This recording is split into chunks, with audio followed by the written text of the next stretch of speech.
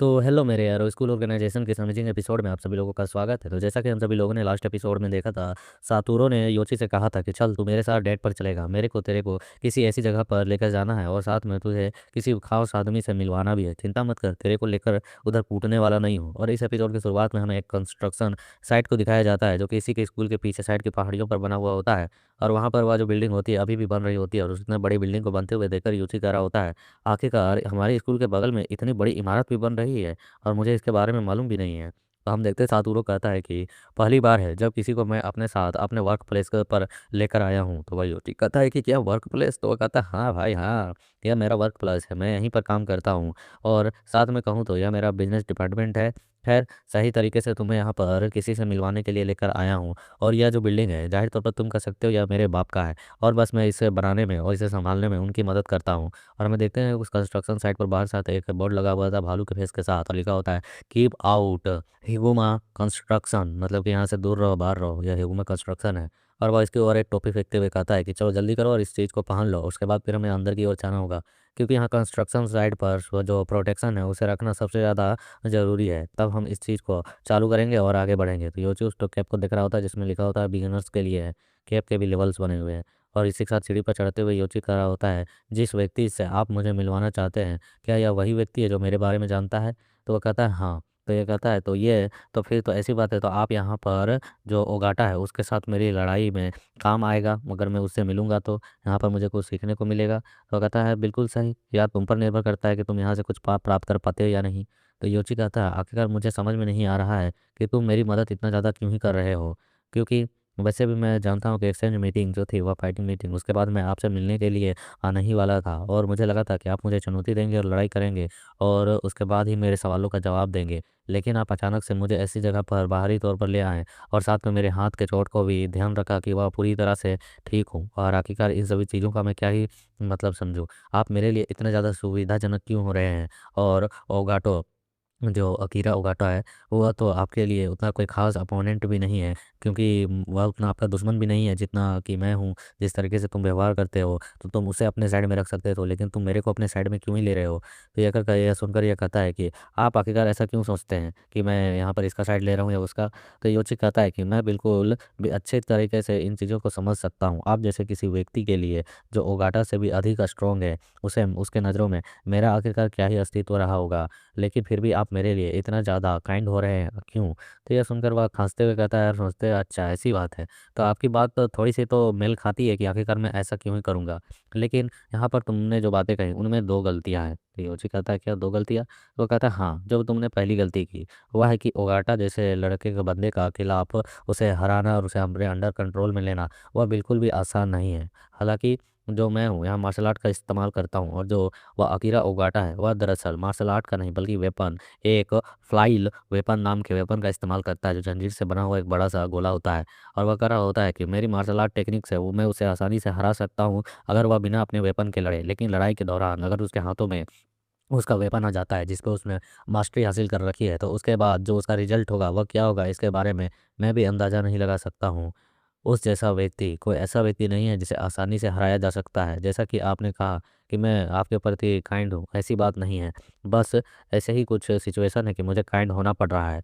और साथ में दूसरी बात, तो ये चीज़ की ओर देखते हुए कहा जाता है हाँ, दूसरी बात क्या? तो वह कहता है कि यहाँ पर मैं किसी व्यक्ति के ताकत या उसके लेवल या उसके शरीर को या उसके स्ट्रॉन्ग एबिलिटी को देखकर इंटरेस्ट नहीं लेता। तो यह कहता है तो भला किस चीज़ को देखकर इंटरेस्ट लेते हो? तो वह कहता है कि इसका कोई प्रॉपर डेफिनेशन नहीं है भाई। यह जो भावनाएँ होती है ऑटोमेटिक जनरेट होती है। इसके लिए कोई बटन नहीं होता है कि जब मन करे तब किसी के प्रति इंटरेस्ट जगा दो और फिर ऑफ कर दो। क्योंकि फाइटिंग सीन्स को देखकर, किसी को मेहनत करते हुए देखकर, उसे ग्रो अप हो रहा है, वो सब चीज़ें देखकर किसी का इंटरेस्ट जगता है। और हम देखते हैं ये लोग छत पर पहुँच चुके होते हैं, और यहाँ से वह देखकर कह रहा होता है, मुझे लगता है कि यह मेरी अंतर आत्मा है जिसने मुझे तुम्हारे ऊपर, तुम्हारे प्रति दिलचस्प जगवाई है। मुझे सिर्फ ताकतवर दिखने वाले लड़कों में कोई खास तरह की सकारात्मक एनर्जी महसूस नहीं होती और ना ही इंटरेस्ट जगती है, लेकिन इसके अलावा कुछ और चीज़ें हैं। और यहाँ पर योची भी उसके पीछे पीछे आ रहा होता है और झाँक रहा होता है, और यहाँ पर यह से ऊपर से सारे सीनरी को देखकर काफ़ी हैरान भी लग रहा होता है। और वहाँ पर सातोरू कह रहा होता है, जिसने कहा कि वह आपकी मदद करना चाहता है वह यहीं पर है, माय डैड यही है जो तुम्हारी मदद करना चाहते हैं। और हम देखते हैं पर छत पर ये लोग तीनों ही खड़े होते हैं, और यहाँ पर इसके जो फादर होते हैं अपने कैप को उतारते हुए कह रहे होते हैं, तो चलिए अब आपसे थोड़ा सा परिचय करा लिया जाए। मेरा नाम हिबुमा है, और हम देखते हैं कि हंसते हुए उसका वेलकम कर रहे होते हैं और कह रहे थे वेलकम योची। और वहाँ पर वो उनसे कहते हैं कि यह तो वाकई ही चौंकाने वाली बात है, तुम बिल्कुल अपने फादर शिंडो की तरह ही दिखते हो, वो भी अपने यंग टाइम पर बिल्कुल तुम्हारे ही तरह ही दिखता था। पुरानी यादें सचमुच में ताज़ा हो गई। इसके बातों को सुनकर योची हैरान हो रहा था, कहता है कि मेरे फादर का आपके साथ क्या रिलेशन था। तो यह सुनकर कहता है क्या तुम पूछ रहे हो कि शिंडो के साथ मेरा क्या रिश्ता था। और वह बताता है कि इससे सबसे अच्छे तरीके से बताने के लिए मैं तुझे एक वर्ड में एक बात बताता हूँ। शिंडो का मैं मास्टर हूँ और साथ में उसका मार्गदर्शक भी और साथ में इन्वेस्टर भी, जो मैं उस पर इन्वेस्ट किया था। हाँ, मुझे यह कहने का तरीका कुछ और भी सूझ सकता था, लेकिन मैंने जाहिर तौर पर सीधे सीधे सीधे चीज़ बताई है कि मैं उसका कौन था और उसके साथ क्या रिलेशन था। वह व्यक्ति मैं हूँ जिसने शिंदो को इशिनकाई को जापान के शिखर पर लेकर लाया था। मतलब कि शिंदो का पीछे तरीके से बैकवर्ड तरीके से सपोर्ट करने वाला बंदा, जो कि उसे अंडरवर्ल्ड में सबसे ज़्यादा ताकतवर बनाता था। और हम देखते हैं कि फिर यहाँ पर इन रात हो चुकी होती है और इनकी बातें चल रही होती है और उसके जो हिगुमा होते हैं वो पेपर दे रहे होते हैं, कहते हैं कि मुझे पता था कि ऐसा भी कभी समय आएगा, इसलिए मैंने यह बनवाया था और इसे रखा था। फिलहाल तुम इसे देखकर भरोसा कर सकते हो। और योची उस कागज़ को देख रहा होता है और कह रहा होता है कि यार ये क्या है। तो वे कहते हैं कि यह मेरे और शिंडो के बीच का एग्रीमेंट है, जो हमने एक दूसरे के साथ किया था मदद करने के बदले में। इसमें कहा गया था कि जब वह इशिनकाई का प्रेसिडेंट बन जाएगा और इशिनकाई को पूरी तरीके से एकजुट कर देगा, छोटे मोटे जितने भी गैंग हैं उन सभी को संस्थापनों को एक में मिला देगा और वह पूरे जापान में फैल जाएगा और बड़ी कंपनी और वहाँ का प्रेसिडेंट बन जाएगा, तो उसके बाद जो प्रॉफिट होगा उसका 30% वह मुझे देगा। इसका उसने मुझसे वादा किया था और इसीलिए मैंने उस पर निवेश किया, चाहे वह पैसा हो या फिर किसी तरह की मार्शल आर्ट टेक्निक। तो हम देखते हैं यहाँ पर जो सातूरो होता कहता है लेकिन वह बदमाश, वह सचमुच में मारा गया बीच में ही। और हम देखते हैं इसके फादर भी सिगरेट पीते हुए कह रहे होते हैं हाँ, यह काफ़ी घिनौना स्थिति था। इसमें इतने सारे वादे किए गए और अंत में वह जाकर मौत के घाट उतर गया। मैं कहें तो यह अंजाम इस तरीके से होगा मैंने कभी सोचा नहीं था और यह आजकल की ही बात थी, लेकिन वह अचानक से गायब हो गया। यह हद से ज़्यादा ही बेकार था।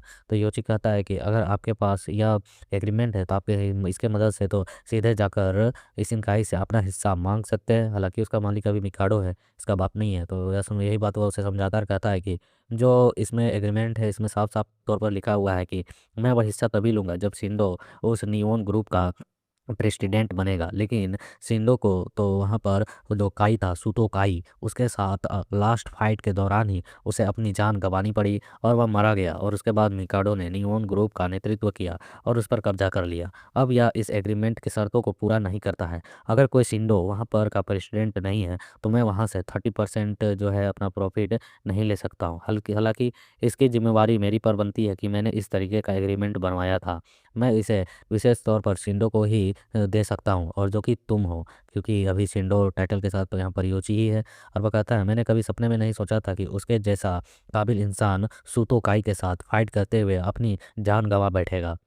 तो योची कहता है आखिरकार मेरे पिता जो थे क्या सचमुच में इतने ताकतवर थे कि आपने उन पर इतना इन्वेस्ट किया और इतना भरोसा।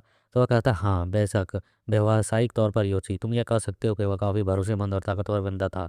और मेरा जो एक अटल रूल है, मतलब कि एक परफेक्ट नियम कि मैं किसी पर तब इन्वेस्ट करता हूँ जब उसकी जीत 50% ना हो। अगर वह 50% का जीत रखने वाला कैपेबिलिटी रखने वाला बंदा ना हो, उतनी उसकी कैपेसिटी ना हो, तो मैं उस पर कभी इन्वेस्ट ही नहीं करता हूँ। और फिर हमें फुल मून की सीन दिखाई जा रही होती है और वह बोल रहा होता है इसके बावजूद मैं उस पर इतना ज़्यादा ट्रस्ट रहता था कि मैं अपनी संपत्ति का 50% से भी ज़्यादा इन्वेस्टमेंट करने को उस पर तैयार था।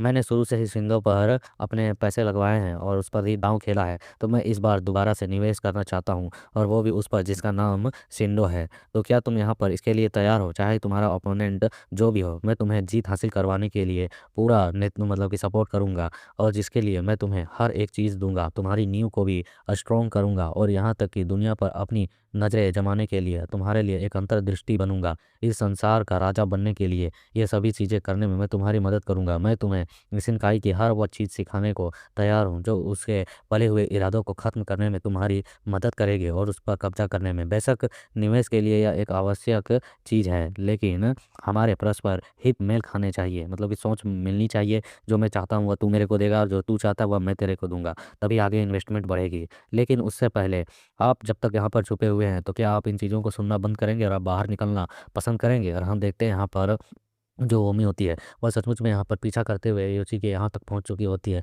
क्या यार ये वो लौंडा लौंडे के साथ क्या डेट पर जाएगा, क्या करेगा जो ये बंदी पीछे पीछे आ गई यहाँ पे। और यहाँ पर हम देखते हैं वहाँ से वो कह रहा होता है कि वही राजकुमारी प्रिंसेस, अब तुम्हें यहाँ पर बाहर की ओर आ जाना चाहिए। और उसे यहाँ पर देखकर योची भी काफ़ी ज़्यादा हैरान हो चुका होता है और वह कहता है कि नात्सुमे योमी तुम यहाँ पर। और हम देखा हमारा सीन शिफ्ट करके सीधे उस लाल बाल पर ले जाया जाता है जो सिकोड़ों में अपने आप को लपेटा हुआ होता है और हंसते हुए पागलों की तरह कह रहा होता है खैर खैर खैर।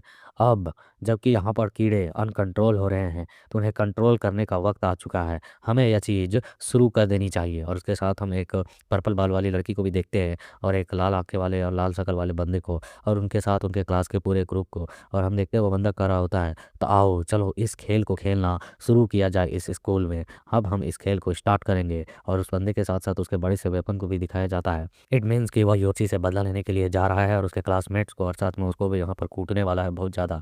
लेकिन इससे पहले फिर हमारा ये तो रात का प्लानिंग चल रहा है इनका, इससे पहले फिर हमारा वापस से उसी जगह पर सीन जाता है जहाँ पर योची हैरानी से ओमी की ओर देख रहा होता है। ओमी कह रही होती है कि बिल्कुल नहीं, ऐसा कैसे हो सकता है? क्या हमारे जो पूर्व प्रेसिडेंट थे, जो पूर्व चेयरमैन थे, या उनका बेटा है शिंदो योची, या उनका बच्चा है? क्या यह सचमुच में चौंकाने वाली बात नहीं है? या मुझ पर विश्वास नहीं हो रहा है? वह बच्चा जो कि मेरे सामने है वह प्रेसिडेंट का वो लड़का है और वह शुरू से ही हमारे क्लास में था। यह कैसे पॉसिबल हो सकता है? ओगामी क्या तुम सचमुच में ये उन्हीं के बेटे हो या कहीं ज़्यादा रोमांचक है, सचमुच में अमेजिंग है? और हमें सातोरू करा होता है क्या उसका रिएक्शन बहुत ज़्यादा अजीब नहीं है फादर?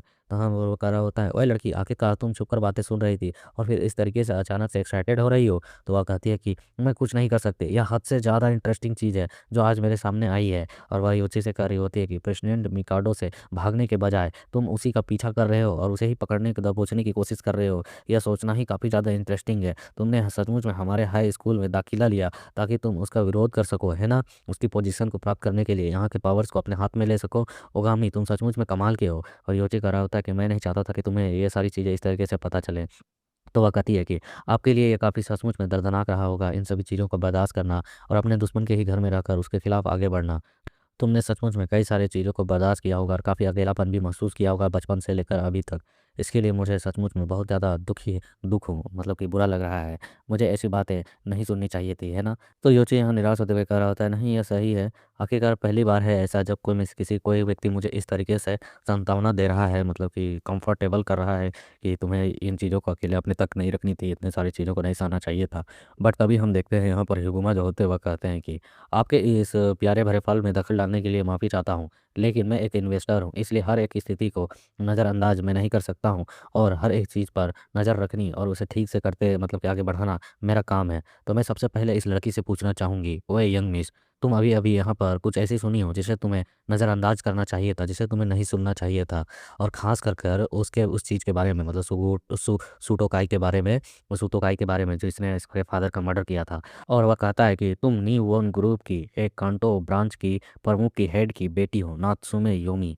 तुम्हें ये चीज़ें नहीं सुननी चाहिए थे। आपके पिता काइटो नात्सुमे जो कि यहाँ पर उस मिकाडो के सबसे ज़्यादा भरोसेमंद और करीबी बंदों में से एक है, उनके काफ़ी करीबी सहयोगी हैं। इसका मतलब है कि यंग मिस तुम्हें यहाँ से गायब होना पड़ेगा। ये चीज़ें तुम्हें नहीं जाननी चाहिए थी। उस आदमी की बेटी होना ही तुम्हारे लिए सबसे ज़्यादा खतरनाक चीज़ बनाता है। यदि किसी भी तरीके से यहाँ पर किसी भी वजह से योची पर कोई उसके अस्तित्व की खुलासे पर समस्या आती है तो सब कुछ वहीं पर बर्बाद हो जाएगा। लेकिन इससे पहले मुझे यहाँ पर तुम्हारी राय जाननी होगी और तुम्हारे बातों को जानना होगा तुम्हें यहाँ से गायब करने से पहले। इसलिए बताओ तुम यहाँ पर क्या कहना चाहोगी?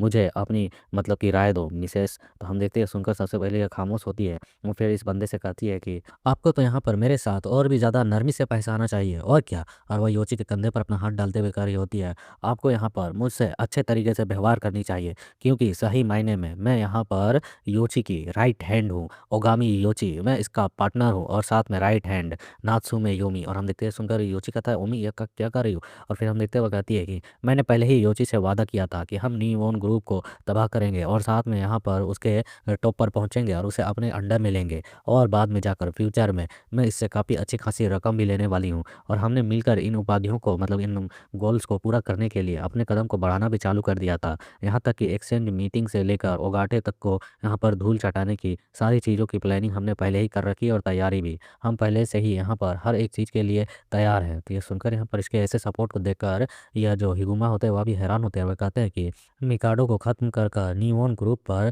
कंट्रोल हासिल करने की योजना तुम पहले से ही बना रही हो इसके साथ मिलकर। अगर तुम उसका साथ दोगे तो इसका मतलब मालूम है ना, तुम्हारे जान पर भी बहुत बड़ा खतरा आएगा।